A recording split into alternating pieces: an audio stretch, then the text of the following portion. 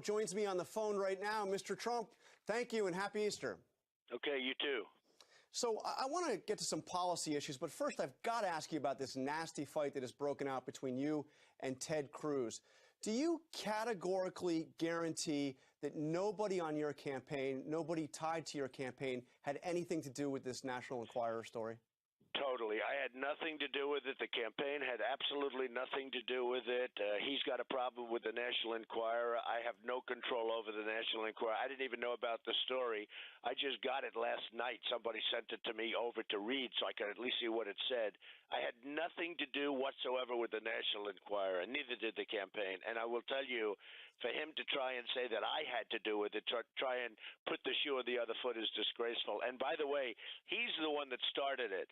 And from what I hear, he and his campaign went out and bought the cover shoot. Melania did a cover shoot for GQ, a very strong modeling picture, no big deal. But it was a cover shoot for GQ, big magazine, and it was, fine. And from what I hear, somebody bought the rights to it, and he was the one, or his campaign bought the rights, and they gave it to the super PAC. And just so you understand, that super PAC is very friendly to Ted Cruz. He knew all about it 100%. So he started it. I didn't start it. But let me ask you, this story, this that we see in the National Enquirer, this kind of rumor mongering, should this kind of thing just be off limits? Do you condemn this story? I don't care. I mean, really, I don't care. The National Enquirer did a story. It was their story. It wasn't my story. It was about Ted Cruz. I have no idea whether it was right or not.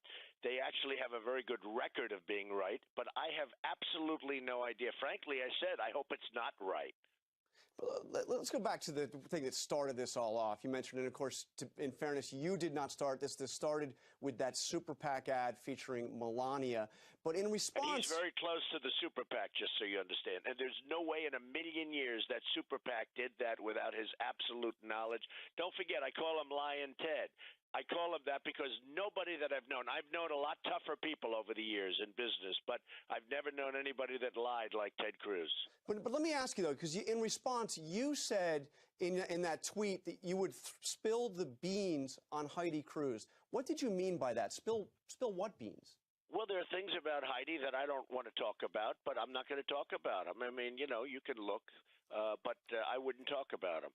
But what really set Cruz off was when you retweeted that photo, that unflattering photo of Heidi Cruz. Well, it was a retweet that somebody sent to me, and it was a retweet. Now, look, what he did was far worse. I mean, he takes out a thing and sends it to Utah, to the voters of Utah, and it was a cover shoot, and it was, by a big magazine. She was a very, very successful model, big model, and did lots of shoots and lots of cover shoots. And to send that like it was some kind of a bad picture was disgusting to me. I thought it was disgusting. And they put they make me like the bad guy here. I'm just responding to what he does. I respond. I counterpunch, but I'm responding to what he does. But always the press likes to make me the bad guy. He's the one that started it. He knew about the picture. He may have even bought the rights to the picture, meaning his campaign. And the Super PAC had it. He's very close to the Super PAC. I didn't start this. He did. But, a lot of people watch this and they see the way you've responded, and you call yourself a counterpuncher, and it did start with that Super PAC. But they wonder, would you act this way as president of the United States? Would you be doing late-night Twitter wars with world leaders who insulted you? It's a new way of communicating. It's very effective. I've been very effective with it. I have, between that and Facebook, I have like 15 or 16 million followers.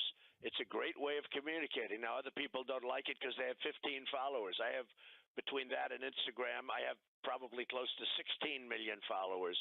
And frankly, it's a great way of communicating as far as I'm concerned, but I'm not going to be doing it very much as president.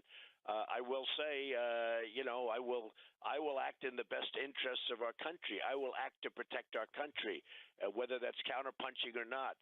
Our country is going to be protected, not like it is now where we have nobody at the helm, where we have nobody protecting the interests of our country, where we're being ripped off by every single nation in the world, and we can't even beat ISIS at war. Okay, let's turn to the attacks in Brussels. The State Department has issued an extraordinary warning for all of Europe. Do you think that Europe right now is a safe place for Americans to travel? Well, I'm the only one that predicted it. I said Brussels is a hellhole. And the New York Times mocked me and said a couple of months ago, the New York Times did a big story about how dare Donald Trump say Brussels is a hellhole, how dare they, and then all of a sudden it came out the attack took place at Brussels. I understand what's going on around the world far better than these politicians do. I'm all over, and I have friends that are all over the world.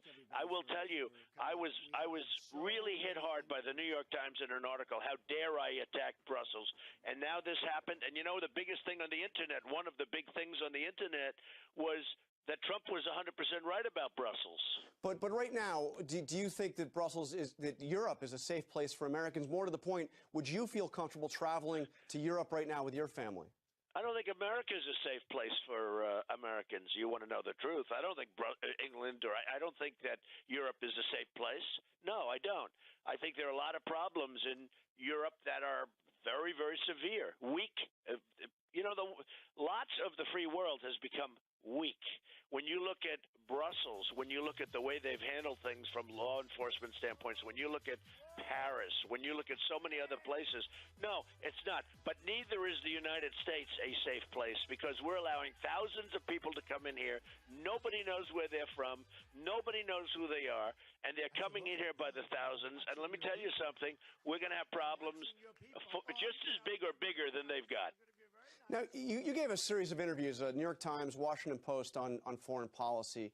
In both of those, you suggested that NATO needs to do more to carry its weight. I want to ask you about NATO's Article 5 on collective defense, which, of course, goes back to the very beginning of the Cold War.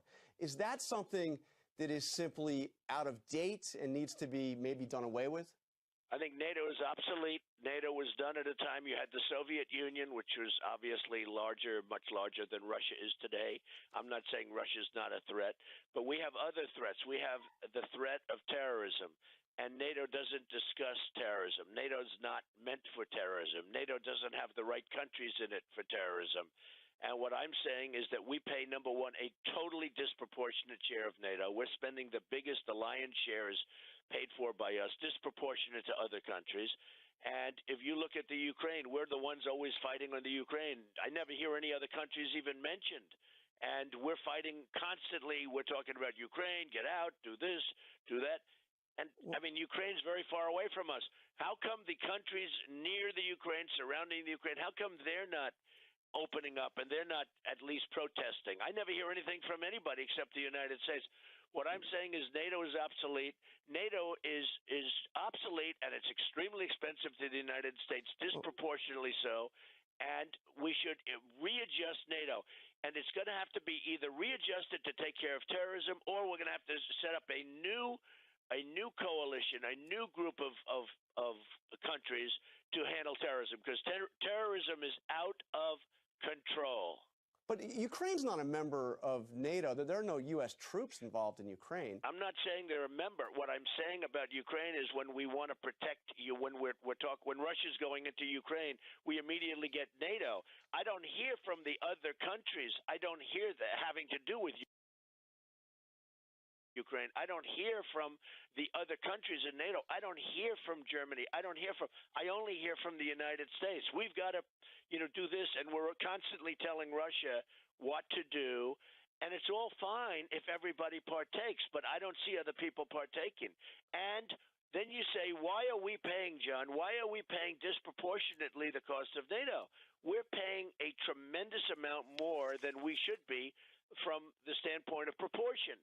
So I look at that. I look at the fact that it was a long time ago. There's nothing wrong with saying that a concept was good, but now it's obsolete or now it's outmoded. Now, it can be trimmed up and it can be reconfigured, and you can call it NATO, but it's got to be changed. I mean, this thing was done many decades ago, and there's nothing wrong with saying it's obsolete, but it is obsolete. And by the way, I took a lot of heat for saying that, and now everyone's agreeing with me. I mean, I'm reading pages of media where now people are agreeing with me. I always take heat. I mean, I listened to somebody this morning on one of your competing channels talking about Washington Post. I gave a very good interview to the Washington Post, and frankly, I thought it was very good. It's very interesting. Everybody was knocking on NATO like they do usually when I talk about illegal immigration. I went I went through hell with illegal immigration. Now everyone's saying Trump is right. When I talked about the problems that we have with trade, now they're all saying Trump is right. Same thing with NATO. When I did that 2 days, I took abuse from the media falsely. Now people are saying, many people are saying, Trump is right. He's absolutely right about NATO. So let me ask you, you've said that Islam is at war with us. A lot of people wonder, given some of your proposals, whether or not you would go the next step towards internment camps. And I know you've never proposed that, but let me just ask you here now, would you categorically rule out the idea of internment camps for American Muslims? Is that something that just never must? I would rule it out, but we would have to be very vigilant. We're going to have to be very smart. We're going to have to be very vigilant. And if we're not very, very strong and very, very smart, we have a big problem coming up. We've already had the problem. Check out the World Trade Center, okay? Check out the Pentagon. We've already had the problem. But I would say you have to be extremely strong. You have to keep your eyes open. And by the way, Muslims in our country have to report bad acts, okay? When you look at what happened in Europe, in Brussels, where many people knew this thug from last week was living right in the midst of them, right only a few doors down from where he was living previously. They knew he was there. Nobody reported him. Okay, so let me ask you about a petition you may have seen that is gaining strength now with more than 30,000 signatures that is calling on the Republican National Committee to allow delegates at the convention in Cleveland to exercise their Second Amendment rights by carrying guns to the convention.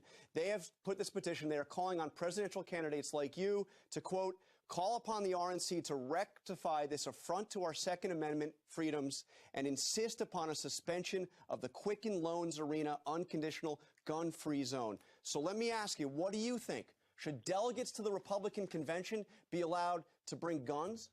I haven't seen the petition at all. I'm hearing it now for the first time. I will certainly take a look at it, and I'll let you know. But I have not seen the petition. So you're open to the idea of I have not seen the petition. I want to see what it says. I want to read the fine print. I have to see what it says. I'm a very, very strong person for Second Amendment. I think very few people are stronger. And I have to see the petition, but I'm not going to comment to you when I haven't seen it. You just give me a few words. Okay, because you are, as you said, probably the biggest critic of gun-free zones of any of the candidates. As you said, very strong on the Second Amendment. Forget the petition. What do you think of this idea of having delegates be able to carry guns, exercise their Second Amendment rights? I don't want to forget the petition. I don't want to forget the petition because you're talking about a petition. I will take a look at it. It's the first I hear about it, of it. And frankly, nobody's stronger in the Second Amendment than me, but I would like to take a look at it. Okay, now you're getting closer and closer to getting the delegates you need to clinch the nomination. But look at what happened in Louisiana. You won the state of Louisiana, but it looks like Ted Cruz is coming out of there with more delegates, maybe as many as 10 more delegates, and he's getting them on the key committees that will write the rules for the Republican convention. Is Ted Cruz trying to steal this nomination from you? Well, it tells you what a crooked system we have and what a rotten political system we have. And frankly, I'm millions of votes more than I have millions of votes more than Lion Ted. I have millions of votes more. I have many delegates more. I've won areas, and he's trying to steal things because that's the way Ted works. Okay, the system is a broken system. The Republican tabulation system is a broken system. It's not fair. I have so many millions of votes more. I've brought people into this party by the millions. You understand that. They voted by the millions more. It's one of the biggest stories in all of politics. And what do I have? I have a guy going around trying to steal people's delegates. This is supposed to be America, a free America. This is supposed to be a system of votes where you go out, you have elections, free elections, not elections where I won. I won Louisiana, and now I hear he's trying to steal delegates. Welcome to the Republican Party.